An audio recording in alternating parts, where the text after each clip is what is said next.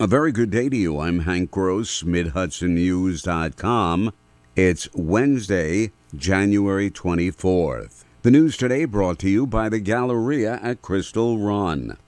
A 16-year-old Delaware Valley High School junior in Pennsylvania was struck by a train and killed at a rural location in the town of Deer Park on Monday. According to the Metropolitan Transportation Authority, the teen was fatally struck by a New Jersey Transit train about 1.5 miles east of Port Jervis's train station at about 10:30 in the morning. NJ Transit operates Metro North Railroad service on the Port Jervis line. The teen, identified by the MTA as Riley Crick of Milford, Pennsylvania, and confirmed via official school notification and online messages and social media posts, has left many questions unanswered about his sudden death. Dozens of social media posts note the shared grief of Milford's teen death has brought.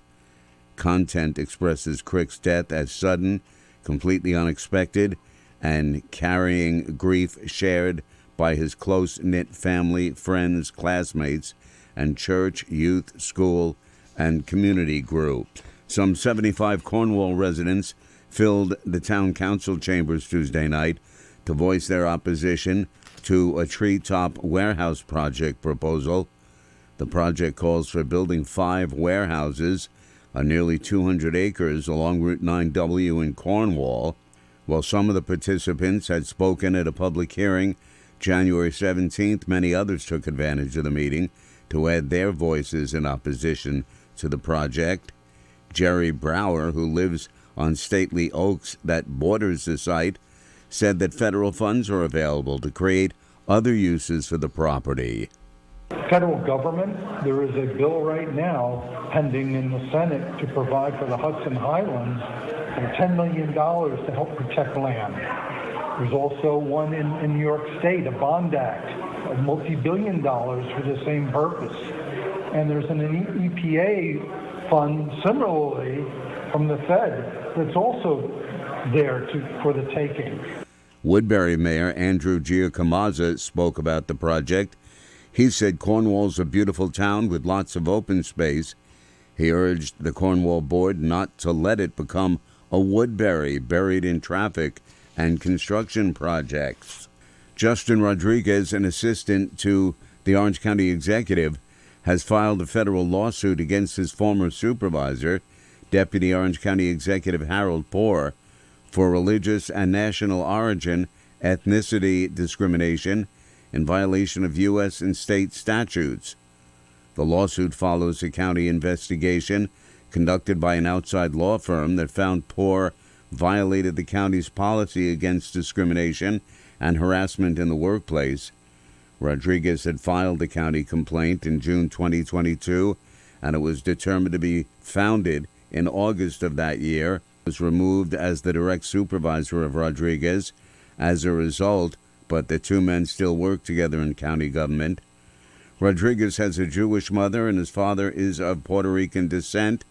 He claims that Poore knew of his heritage and used the information to make disparaging remarks loosely veiled as jokes toward him. More news right after this. Find over 100 retailers allowing you to spend hours shopping safely at the Galleria at Crystal Run. Enjoy the big brands and the diverse selection of family-owned stores all in one location. The Galleria at Crystal Run offers dining options for everyone with Fuji 110 Grill, Allen's Mediterranean Grill, and Peru Cuisine. Discover the Mid-Hudson Valley's premier shopping, dining, and entertainment destination, the Galleria at Crystal Run. For more information, follow us on Instagram, Facebook, or visit GalleriaCrystalRun.com. Mayor George Nicolatos and Monticello Village trustees Michael Banks and Carmen Rue may be disqualified from seeking re-election in the March elections. The elections petitions for all three who were seeking the Democratic line on the ballot were disqualified by the Sullivan County Board of Elections for technical reasons. Nicolatos did not return a call for comment yesterday. Whether they will have an opportunity to run as independent candidates could not be determined as of the close of business on Tuesday. The time to file may have passed. Trustee Rochelle Massey had filed petitions to challenge Nicolatos to the mayor's post, and she may be the sole name on the ballot. In less than a month, Breeze Airways will begin its service from Stewart Airport, and Airport Development Director Yale Sirhan expects it to grow. He told the Advisory Stewart Airport Commission yesterday that service by the new airline could expand.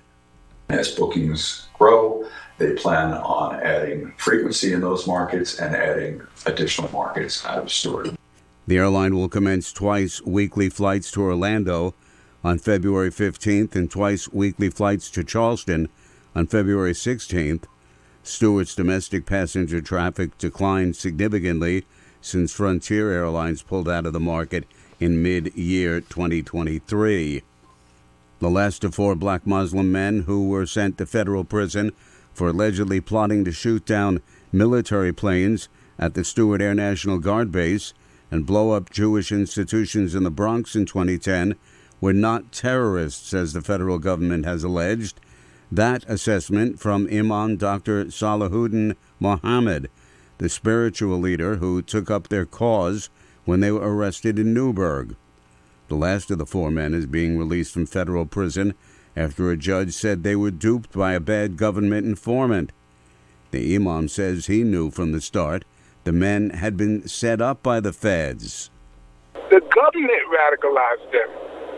They were guys on the block, smoking marijuana, drinking beer, and shooting the breeze.